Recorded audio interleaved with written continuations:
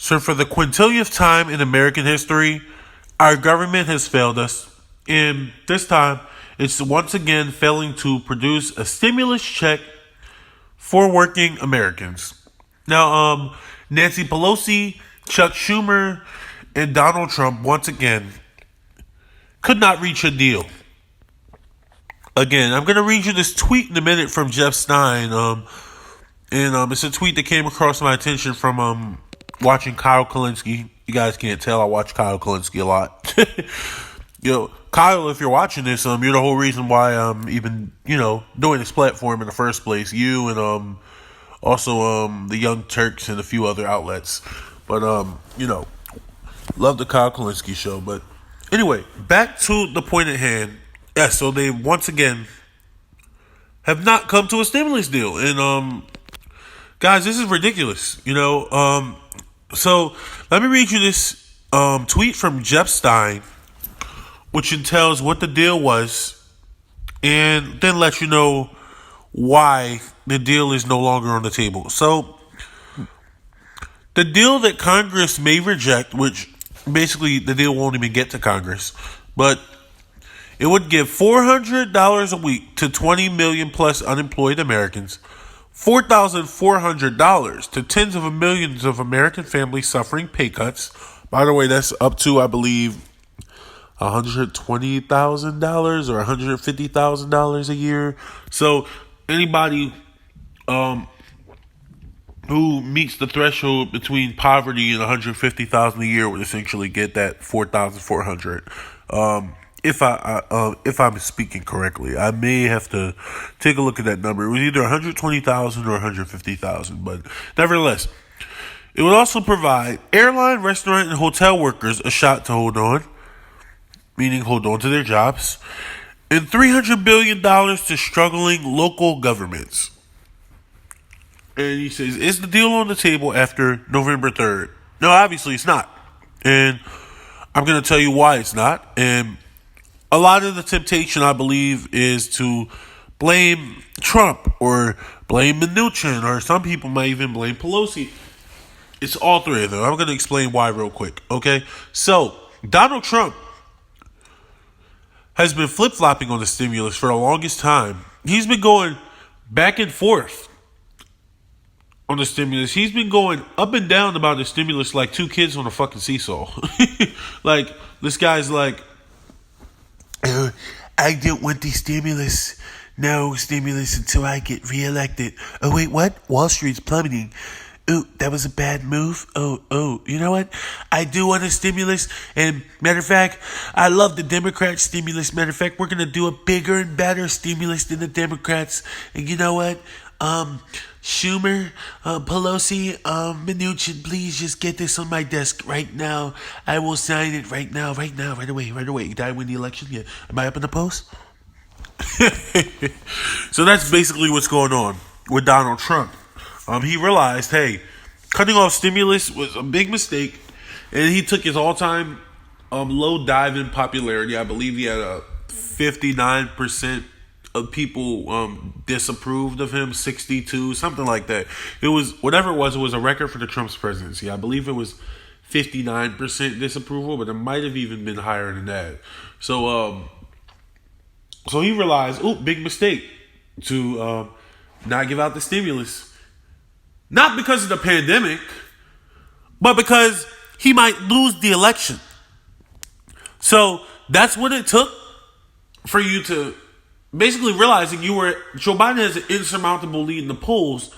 That's what it took for you to take care of the American people. By the way, a lot of these people are in the Midwest. They're in the Midwest. And that's the people you promised to bring their jobs back, to make sure that they had security. The people you promised wouldn't lose their health care. Even though under your presidency, 3 million people have lost their health care and their access to, the Obamacare, because, you tried to basically destroy the Affordable Care Act.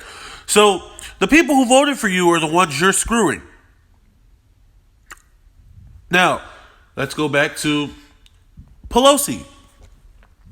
Pelosi said, this bill is okay, but, You see, basically, you included all the things that we wanted, but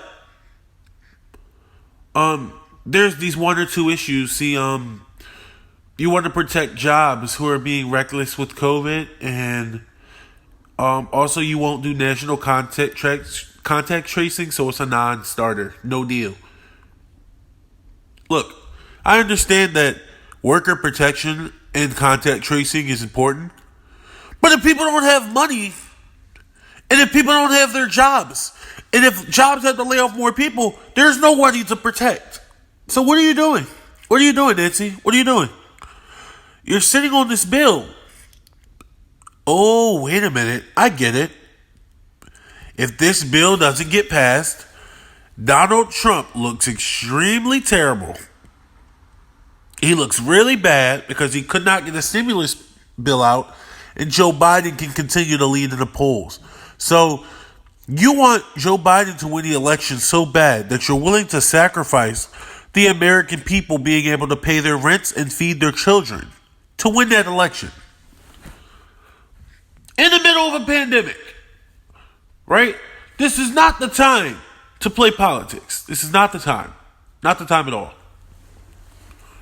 I was recently just talking to someone I know who lost their job from COVID. And she got another job. And she said, the other place hired me on the day I got fired. And I was so grateful that I had another job. But I feel really bad because all the rest of my coworkers, almost everyone I work with in my department, is getting laid off and is going to have no job. Because her entire company that she was working for is essentially going out of business. God, this is a story all around the country. 70% of small businesses may have to permanently close their doors if there's no stimulus. 70%. 70%, let that sink in. 70%, guys. In my own city, Philadelphia, so many restaurants have closed. I was reading an article the other day listing like all the restaurants that are closing stuff, and I'm looking at the names. I'm like, really? I ate here. Wait, I've been to events here. I mean, like, it's getting real, guys. It's getting real. Places that you took for granted, places you thought would always be open, people who always thought their jobs would be secure, people working the same jobs for the past 10, 15 years, gone. Boom, gone. And your Congress and your president doesn't care. I don't care what party you're from. I don't care. They don't care about you at all. Does not matter if it's Democrat, Republican, doesn't matter if it's Pelosi, Schumer, Mitch McConnell, or Donald Trump. It does not matter. They don't care about you at all. And if you're naive enough to think that whoever you vote for in this election is going to care about you and is going to make you the number one priority, you are sadly mistaken. Sadly mistaken. Now, well, I admit that Joe Biden is a little bit better on some issues than Donald Trump. Yes, he is. But do they both put their own interest above the American people? Oh, absolutely. And it will continue to happen. As long as we keep having the same either neocon or neoliberal establishment running our country. We will continue to have more Joe Bidens, more Donald Trumps, more of the same old from both sides. And if there is a crisis, forget it. Like a lot of people, they're waiting for Superman to show up. They're waiting for Biden to show up. They're waiting for Trump to do what he said he's going to do. Like, well, I got news to tell you. These guys are not your heroes, and they're not coming to save you. They're not coming to save you. And if you do get a stimulus check, it'll be purely because it's politically convenient and not because you need it. Because when we need something from the government, there's always an excuse why we can't get it. But when corporations need something, they get it yesterday. And that's what's going to happen. It's going to continue to happen in this country. Mnuchin, he does want to pass the stimulus, but he wants to pass it because he understands that, hey, I work on Wall Street and we need money to go into the economy, or Wall Street's also going to lose money as well. So once again, it's for your personal political interest or your personal financial interest, and not for the American people. Nobody cares about the American people. Nobody. None of our leaders, the three most powerful people in this country, are probably Donald Trump, Nancy Pelosi, and Mitch McConnell. And none of them care about you or me. And it will continue to remain this way as long as we continue to go out to the polls and vote for the status quo candidate. So, guys, here's a challenge to you. And I'm not blaming the American people. I'm blaming the elected officials. But my challenge for you is, look, if you want to vote for Biden because you think he's better than Trump, or vice versa, I really can't be mad at you. You have a voice. You can vote however you want. I'm not going to vote or shame anybody. But if you genuinely don't believe in a candidate and you're just voting because you feel like, people are telling you you have to vote for one or the other, don't vote for them, guys. Don't vote for them. Vote third party. Don't vote. I don't care. Do whatever you want. But please don't vote for someone that you don't believe in because you're being pressured to do so. This is how we stand up to the establishment. This is how we say, fuck you. This is how we put our middle fingers up. By disrupting the political process and threatening their power. That is the only way that the American people will be put first. We have to disrupt this system. We have to tear it down. We have to dismantle it. And we have to take away these corporate interested people's power so that they will finally realize, either A, they have to change their policies, or B, they will no longer have their positions.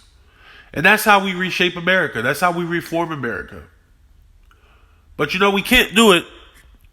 And again, I'm not shaming you. I'm not telling you to vote for. But we can't do it as long as we keep supporting status quo options. Because as long as we pretend like these two parties and these two establishments are our only options, they will be our only options.